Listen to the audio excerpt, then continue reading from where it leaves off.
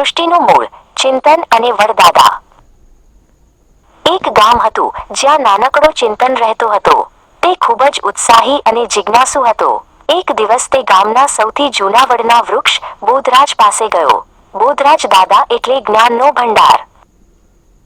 ચિંતને બોધરાજને પૂછ્યું, દાદા, આટલી બધી વસ્તુઓ, આ ઝાડ, આ નદી, આ પર્વત, આ બધું ક્યાંથી આવ્યું હશે? આ બધાનો જન્મદાતા કોણ છે? બોધરાજ હસ્યા અને કહ્યું, બેટા ચિંતન, ઉત્તર જાણવા માટે તારે પહેલા વહેતી નદી બહેનને પૂછવું પડશે। ચિંતન દોડીને ખળખળ વહેતી નદી બહેન પાસે ગયો। ચિંતને નદી બહેનને પૂછ્યું, નદી બહેન, તમે ક્યાંથી આવો છો? નદી બહેને હસતા હસતા કહ્યું, હું પર્વતમામાના ઊંચા શિખરો પરથી આવું છું। તેઓ મારા મૂળ છે। ચિંતન પર્વતમામા પાસે ગયો।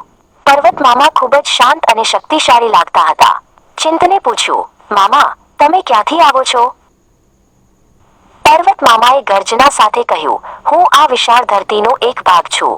આ ધરતીની રચના એક મહાન શક્તિએ કરી છે, જે અદ્ભુત અને સર્વશક્તિમાન છે। ચિંતન દોડીને બોધરાજ પાસે પાછો આવ્યો અને બધી વાત કહી। બોધરાજે પ્રેમથી ચિંતનના માથા પર હાથ મૂક્યો અને ભગવદ્ ગીતાના શ્લોકનો અર્થ સમજાવ્યો। બોધરાજે કહ્યું, ગીતાજીનો શ્લોક 10.08 કહે છે, અહમ સર્વસ્ય પ્રભવો મત્તઃ સર્વમ પ્રવર્તતે, એટલે કે હું દરેક વસ્તુનો મૂળ સ્ત્રોત છું અને બધું મારામાંથી જ ઉત્પન્ન થાય છે। એ મહાન શક્તિ જ બધાનું મૂળ છે। જેમ તે નદી અને પર્વતનું મૂળ જાણ્યું, તેમ બુદ્ધિશાળી લોકો બુધા એ સ્ત્રોતને ઓળખે છે અને તે જ જ્ઞાનથી તેઓ પ્રેમપૂર્વક મારી ભક્તિ કરે છે।